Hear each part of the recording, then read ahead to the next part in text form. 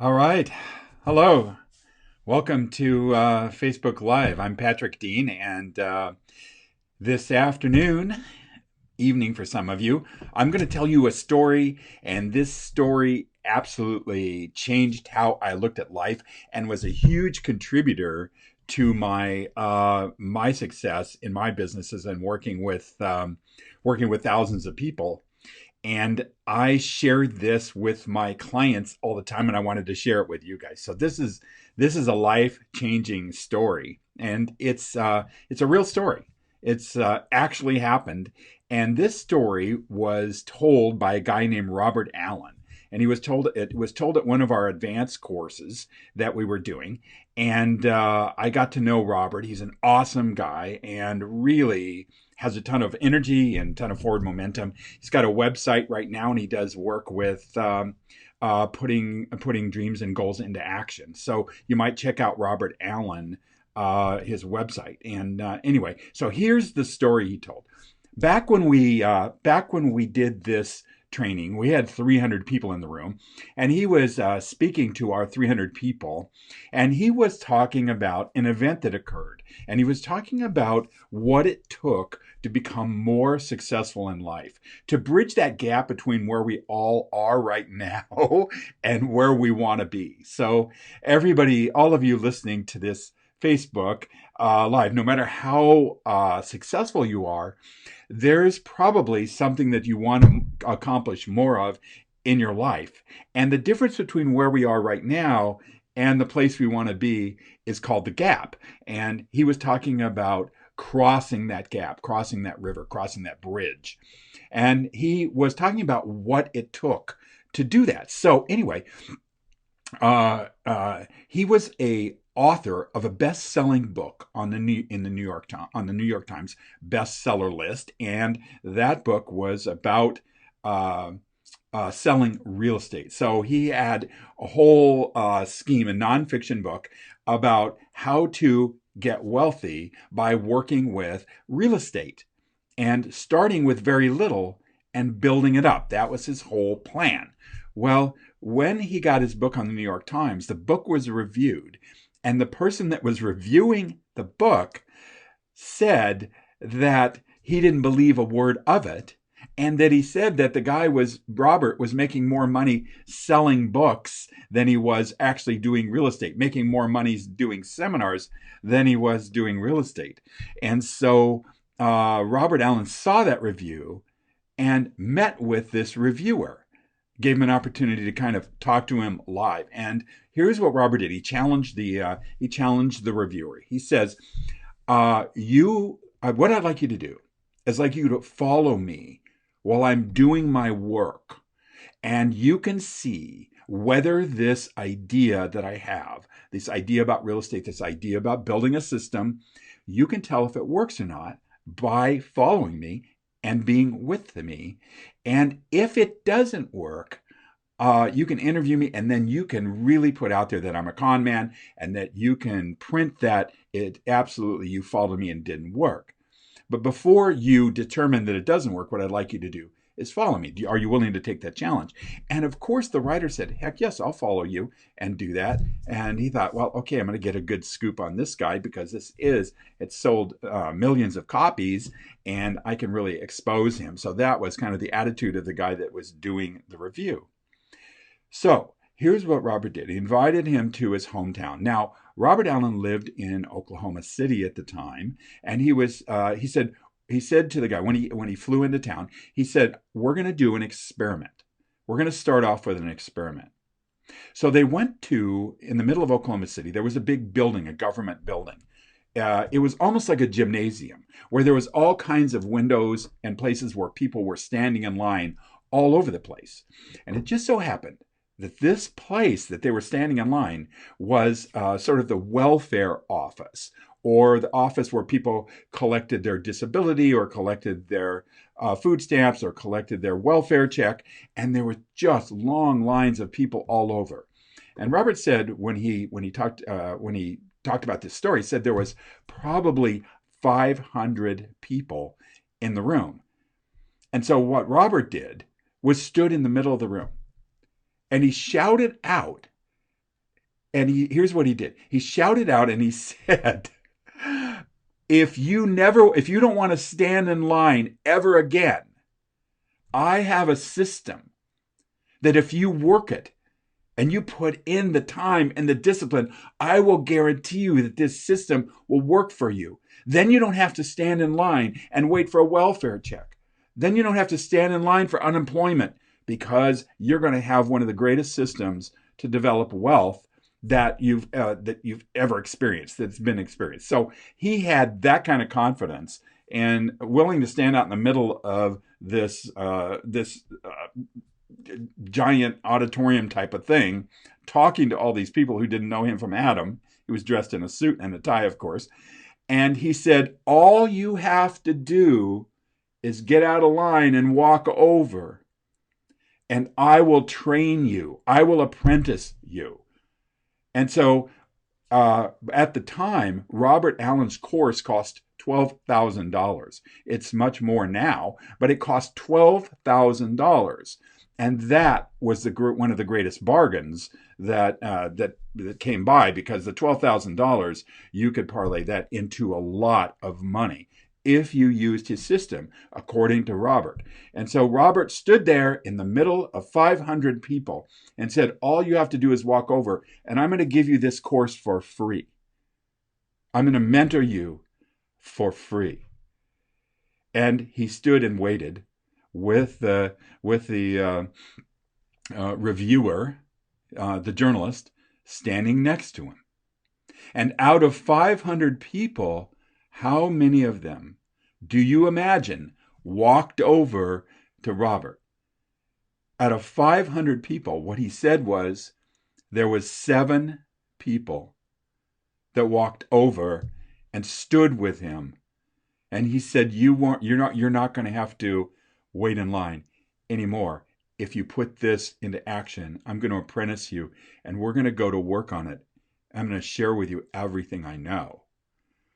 Now, when he talked to people later about why they didn't get out of line, they didn't get out of line, many of them said, because they didn't want to lose their place in line to collect their, I think he said it was $178 a month.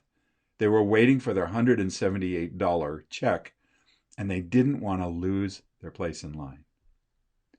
So now, out of 500 or so people, he had 7 people. 7 people. So he said to his 7, he said, I have a house in town. He had a very beautiful home in one part of Oklahoma City. And he said, all of you, I want you over there at 6 in the morning, because we're going to have to go to work, and it's going to take a lot of study and a lot of work for you to learn this. But believe me, the upside is powerful, and all you got to do is show up at 6 a.m.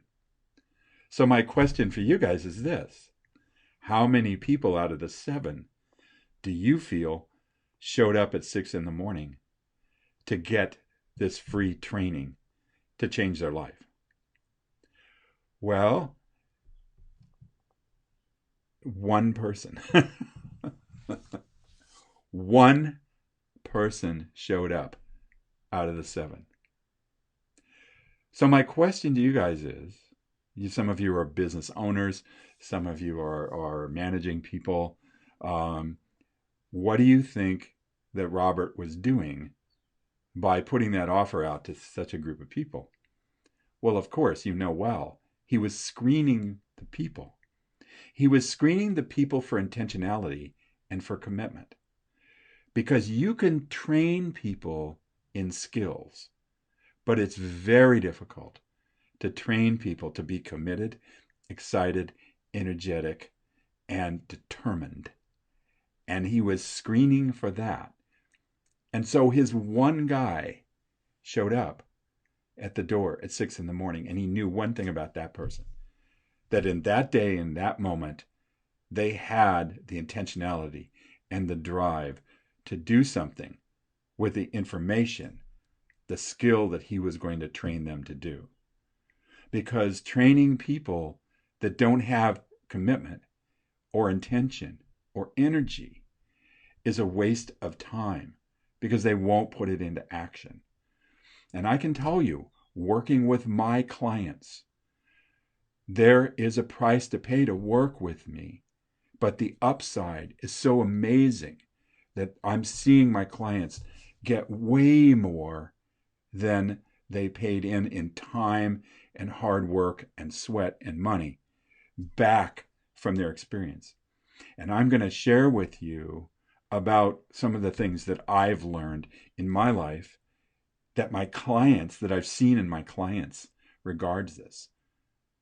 But for a moment, let's go back and take a look at this one guy. So within 6 months in the training, an apprenticeship paid almost nothing by Robert. He showed up every single day. What he got was skill training, an apprenticeship, and he had his first piece of property within 6 months. And then he went on to own more property and more rentals. And he built himself, this gentleman built himself a very nice living.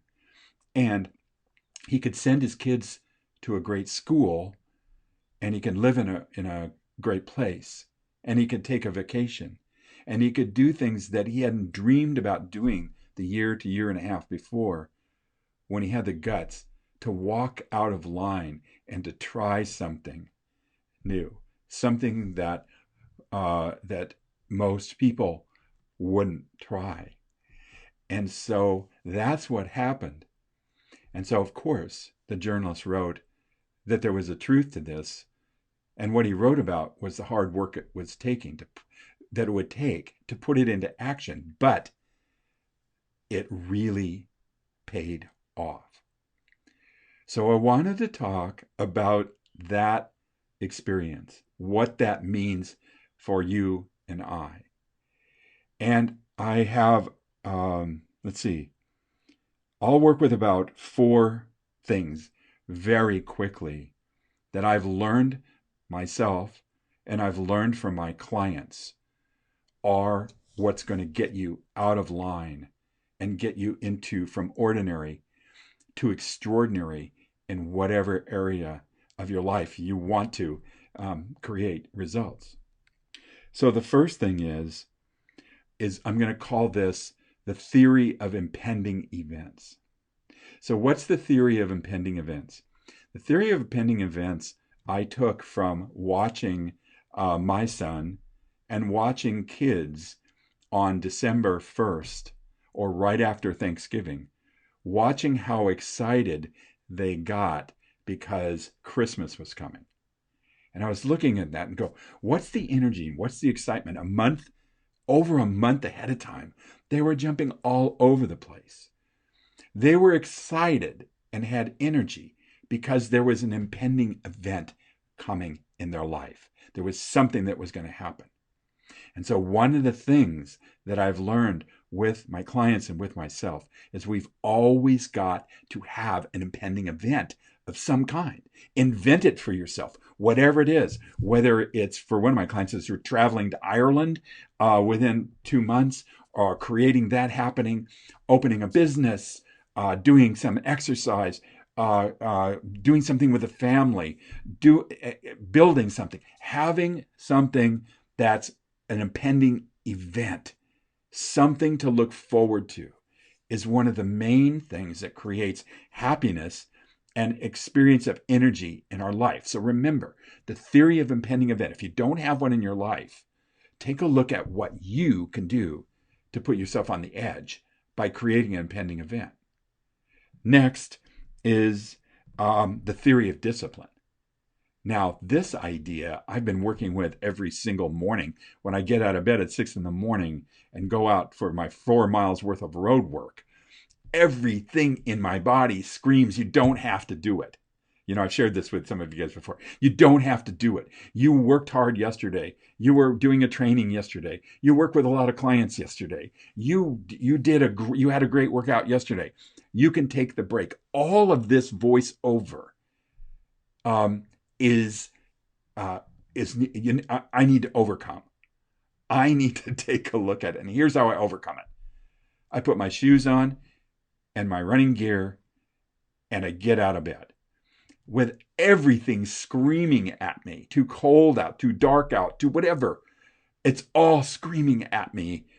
But the one thing you can do is put your gear on, or put your keys in your pocket, or walk to the car, and with it all there, you absolutely get yourself to do it. And it starts to become a mastery of your own voiceover, the voiceover that's in our heads all the time. I don't know if you relate to this, but it's there for me all the time.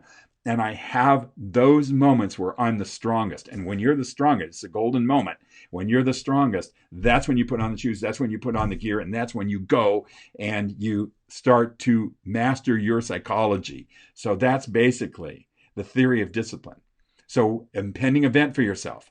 And now start to work with discipline. If it's around exercise, if it's around work, if it's around meditation, I don't care what it is, as long as you do it in a way that works. Remember last week we talked about the fact that something done 15 minutes every day is much better than going to the gym and ripping it out for an hour and a half sporadically. So if you can ritualize it, if you can make it happen at one time, you are you and the 99.9% of people right there who are committed to comfort.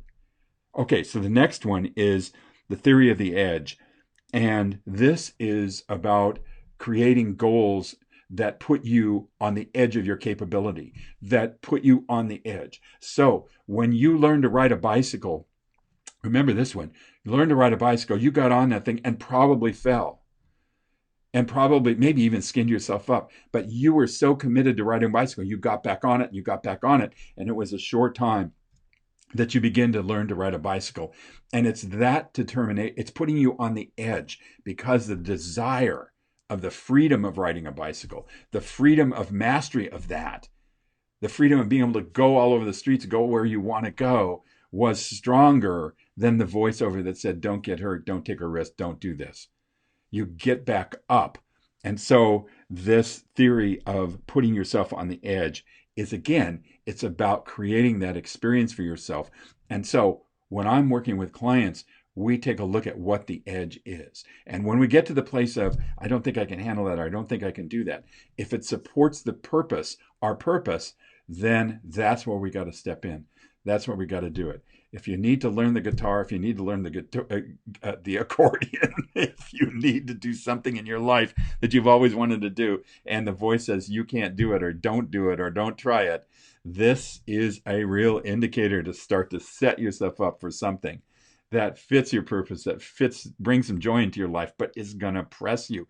And you have to master not being good at it. Most adults won't do that. We don't want to be looked at and seen as not knowing how to do something. But mastery for people, my most successful clients have mastered not looking good. So that's the theory of the edge. The next one is the theory of curiosity. This is powerful. So we've only got two more and we're going to wrap it up here. But the theory of curiosity goes this way, that beginner's mind is one of the most powerful states of being that you can have, meaning, are you willing to be a learner? Are you willing to learn? The most excited, happy, committed people I know are great students. We're great students. I'm always asking questions. You should be asking questions. Find people that master something and ask them a question. I love flying and sitting next to somebody and asking them about themselves. I don't need to talk about myself all the time. I don't need to talk about what I do. I don't need to talk about the 30,000 people I've worked with, or the traveling all over the world, or the insane privilege I've had of working with people like you. I don't need to do that. I want to know about them. I want to know what's hard about their job, what's challenging. What did they master? And so many people have amazing stories. If you can get your ego out of the way and be curious enough to ask questions like, what's important to you? That will start a conversation anywhere, anytime. Now, if you are curious, it means that you're willing to receive. And if you're willing to receive, it also means that you practice willingness to give. So that's a two-way street. Like breathing, I think it's like breathing in and out. You can't withhold on either side. You can't be giver but not willing to receive. You wouldn't be a real giver. And so willingness to receive is part of this theory of curiosity. Be curious. Go out and really be a student of the world. And that's going to create some pretty amazing adventures for you. Um, uh, let's just wrap it up there. So the theory of the impending event, the theory of discipline in the golden moment, the theory of putting yourself on the edge, the theory of curiosity, and the theory of giving. And this curiosity is giving and receiving and being good at that. And you are well on your way to be the 1% in 500. You are well on your way to be in the 99% of people that are happy. So what I have noticed about my clients, myself, people that I've worked with in the past that are great creators, is they're always pushing themselves to the edge of capability. They push themselves. Of course, there are great times to relax, put your feet up, have a beer, look out at the Sea of Cortez, sit there, enjoy yourself. But most of the time, I'm talking about Baja, most of the time, we as human beings operate when we have a challenge, when we've got something to do. I mean, we saw the fires here in Sonoma County where people just came out of the woodwork to help each other. They just wanted to do something or have a purpose. People have we all have a natural need to give, or we want to give, or we want to be useful in some way. I think that's one of the things that makes us feel the happiest out there. So anyway, I've gone on about this, but being that person that has that discipline and being that person that's willing to take a risk and getting out there, that's where the fun and the juice is. And so that's it for this Facebook Live. And we're going to do another one next week, and we'll do a Facebook Live. And I'm going to do something about really crazy about relationships, about how to have amazing relationships. And there's a big risk involved in this, but I think you're going to find it incredibly valuable. If you want to reach me to talk about my coaching program or anything, again, just Facebook Messenger me or Patrick at patrickdeancoaching.com. You can reach me in so many ways with the social media stuff. So anyway, have a great evening. I love it that you've been on this or that you're watching this video, and I'm waiting. I'm just waiting for the next exciting thing that we can jump into. So I'll talk with you next week. This is Patrick Dean for Seminar Systems and Patrick Dean Coaching. Good night.